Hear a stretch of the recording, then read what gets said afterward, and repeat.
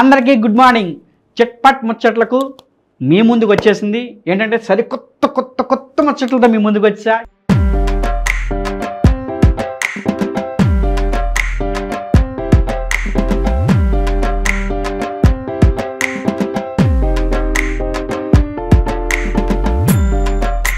చాలా చాలా మంచి మంచి ముచ్చట్లతో మీ ముందుకు వచ్చేసాయి. ఏంటంటారా?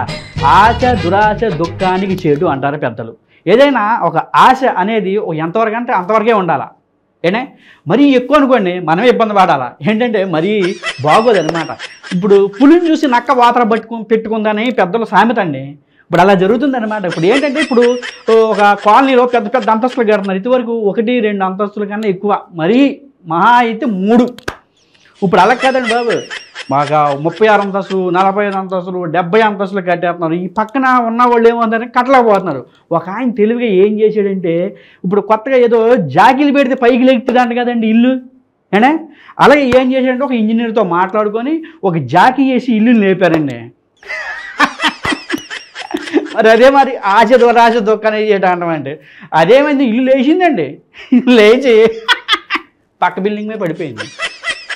ఇప్పుడు ఇది వేస్ట్, అది వేస్ట్, వాళ్ళు గొడవ కొత్తారు, ఇది మొత్తానికి పోయింది. ఇదే మరి ఆశ దురాశ దుఃఖాన్ని చేసిండే కాదండి బాబు. ఆ వీడియోకి చూసేద్దాం మనం. ఏనా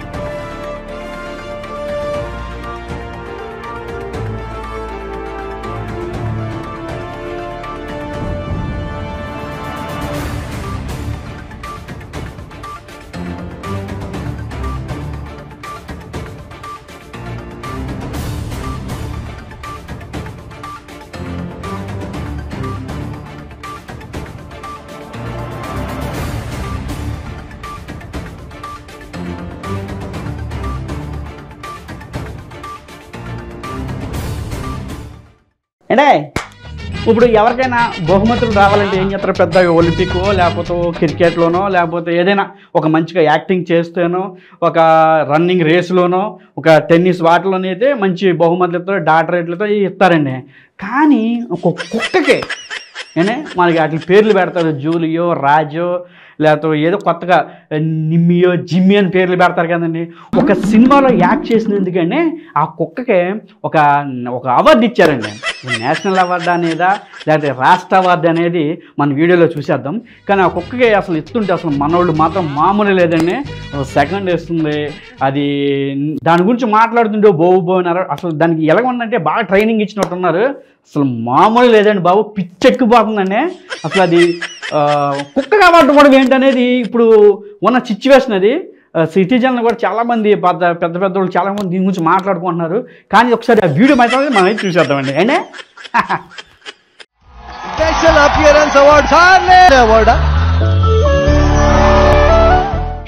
అయినా మనం ఎన్ని అనుకున్నా సరే ఈ అవార్డులు ఇవన్నీ మామూలే. కానీ ఇప్పుడు మన కేసీఆర్ గారు ఏం చేశారంటే, ఇప్పుడు ఒక 10 సంవత్సరాలతో శత దినోత్సవం అని చెప్పేసి మన తెలంగాణ మొత్తం ఒక 20 రోజులు ఘనంగా పండగ చేశారు కదండి. కానీ ఒక ఆవిడండి ఏం మాట్లాడట్లేదండి. ఆయన ఏమేం చేసాడో, ఏం చెయ్యలేదో, ఏం చేస్తానని, ఏమి ఇస్తానని ఏమి ఇవ్వలేదో, కానీ ఆవిడ మౌనంగా ఆయన అసలు ఆ తెలంగాణ రాష్ట్రానికి అసలు ఏమి చేశారు అనేది అసలు బట్టబయలు చేస్తుందండి. అసలు బాబోయ్, అసలు మామూలు లేదండి. ఆయన ఎన్ని గొప్పలు చెప్పుకుంటున్నాడో అంతకంత రెండింతలు. ఆవిడైతే మౌనంగానే ఏం మాట్లాడట్లేదు. ఆయన ఏం చేసాడు అనేది చక్కక ఒక పాంప్లెట్ పేపర్ మీద రాసి ఉన్నట్టు ఉందండి. అసలు టక టక టక ఎత్తుందండి. అసలు మామూలు లేదండి. కేసీఆర్ గారు చూస్తే ఆమె దీని పడవేంద్ర స్వామి అనుకుంటున్నాడు బాబు ఆయన. ఏంటంటే ఆ వీడైతే మనం కంపల్సరీ చూడాలండి. ఏంటంటే మన తెలంగాణ రాష్ట్ర ప్రజలు తెలియాలి కదా. మరి బాగా అలాగైతే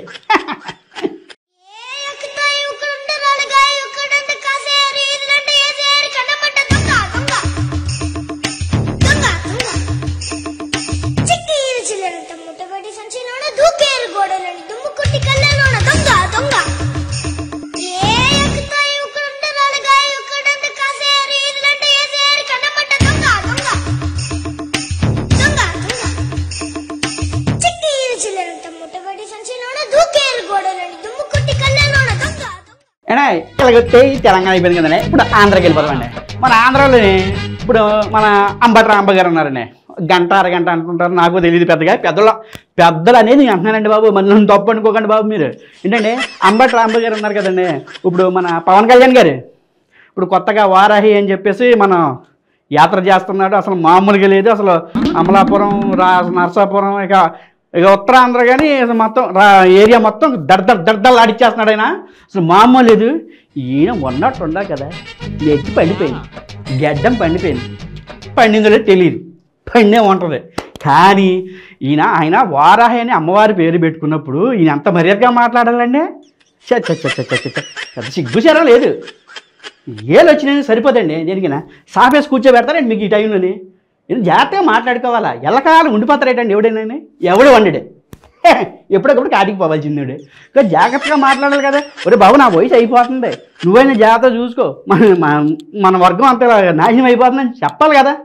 ఆయన విమర్శిస్తున్నాడంటే మరి దారుణంగా నోట్లో పుళ్ళు పుడిచేయాలి. చూడండి ఒకసారి, మరి దారుణంగా మాట్లాడుతున్నాడు ఆయన చిరగ్గానే. కానీ నేను కదండి మాట్లాడేది, జనాలు అంటారండి బాబు. తప్పనుకోకండి మీరు, చూడండి ఒకసారి. ఆయన ప్రయాణం చేస్తున్నది, ఆయన ఎక్కి మాట్లాడుతుంది వారాహి కాదు, అది ఒక పంది. ఆ పంది మీద ఎక్కి బురద జల్లే కార్యక్రమం చేస్తున్నాడు. బురద జల్లే పందిని ఏం చేస్తారో ప్రజలు ఆ విధంగా నీకు కూడా చేస్తారని ఈ సందర్భంగా చెప్పదలుచుకున్నాను. మన బండి సంజయ్ గారు ఉన్నారండి బాబాయ్, బీజేపీ లీడర్ అండి ఆయన. ఇప్పుడు కొత్తగా ఏంటండి కానీ ఇప్పుడు ఈటెల రాజేంద్ర గారు, కోమటిరెడ్డి గారు కాంగ్రెస్లోకి వెళ్ళిపోతున్నారని ఊహాగానాలు తెలుస్తున్నాయండి.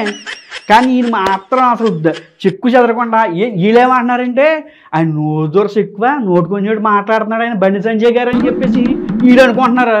ఆయన నేనేమంటలేదు ఎవరు ఆయన అంటున్నాడు. కానీ కేసీఆర్ మాత్రం అసలు వదులుతలేదండి. అసలు ఏం తిడతాడంటే అసలు తిడతాడండి బాబు బండి సంజయ్ గారు. అసలు ఫస్ట్ నుంచి కూడా ఆయన అంటే అసలు మామూలు తిడతలేదు. అసలు నాకైతే షోలోంచి ఇలా కారుతున్నాయండి అంత దూరమార్గం. మీరైతే ఇది మాత్రం చూసేసి బండి సంజయ్ గారు అన్నది నిజమా అబద్ధం అనేది మీరే చెప్పాలి. ఏనా ఇది మాత్రం కట్ట చూడండి, మాత్రం కళ్ళు మాత్రం మూజికండి, కట్ట మాత్రం చూడాలండి మీరు. అయి చూడండి. ఎందుకు గెలిచింది? బీఆర్ఎస్ మీద, ఎంఏ పార్టీ మీద.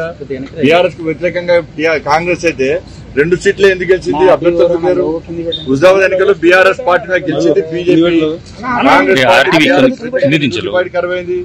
మునుగోలులో భారతీయ జనతా పార్టీ 10,000 ఓట్లతో మాత్రమే ఓడిపోయింది. కాంగ్రెస్ డిపాజిట్ కరువైంది.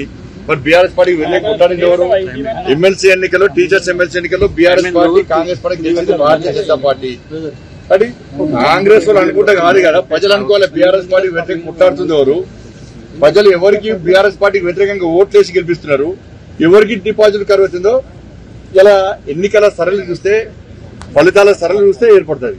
వాళ్ళకు వాళ్ళు జబ్బ జరుపుకుంటే మేమేంటే ప్రజలు గుర్తించాలి కదా. ఫస్ట్ మా ఎంబడి ప్రజలున్నారు, మా ఎంబడి భారతీయ జనతా పార్టీ సిద్ధాంతం కోసం కమిట్మెంట్ తో పనిచేసే కార్యకర్తలు ఉన్నారు, నాయకులు ఉన్నారు.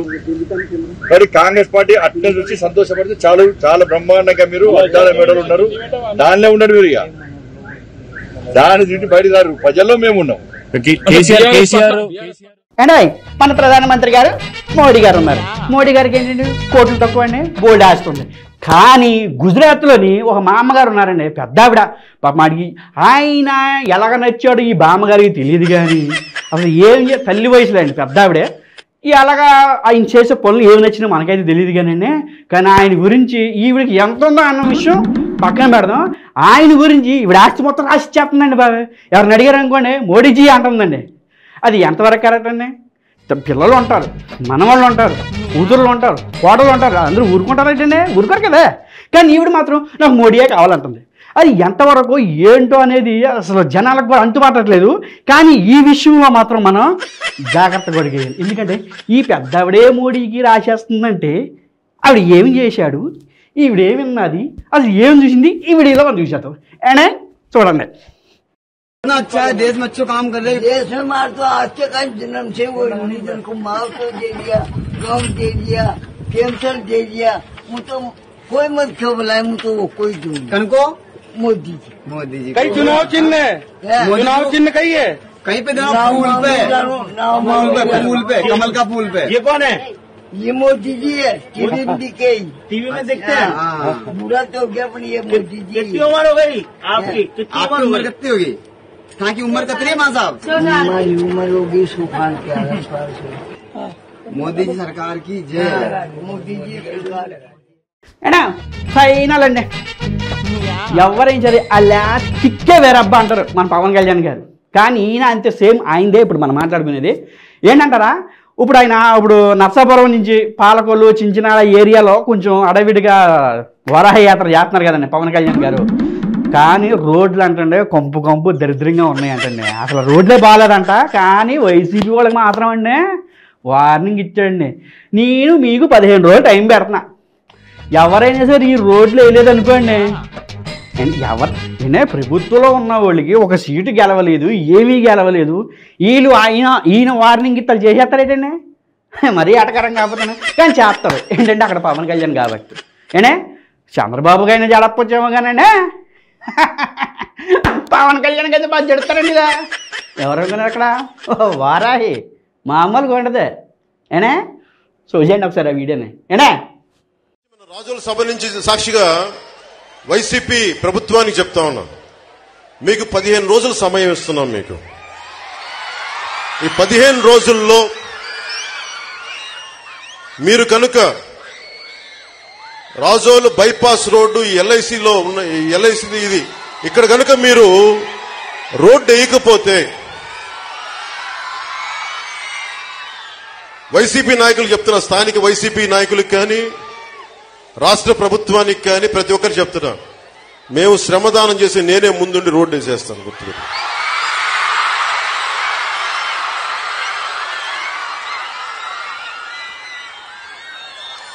మళ్ళీ 15 రోజుల తర్వాత 15 రోజుల తర్వాత మీరు మాతో గొడవ పెట్టుకుని అనొద్దు. ముందే చెప్తున్నా, మీకు 2 వారాల గొప్ప సమయం ఇస్తున్నా. రోడ్డు ఎంత దారుణంగా ఉంది అంటే అసలు గర్భిణీ స్త్రీలు గాని పెద్దోళ్లు గాని వెళ్తే ప్రాణాలు పోయేంత స్థాయిలో అంత దారుణంగా ఉన్నాయి. డబ్బులు ఏం చేస్తున్నారు మీరు? సరేనే, ఇవాళ ఈ ముచ్చట్లన్నీ అయిపోయి రేపు మరిన్ని ముచ్చట్లు మీ ముందుకి మీ మహేష్. ఓకేనే, నమస్తే సార్.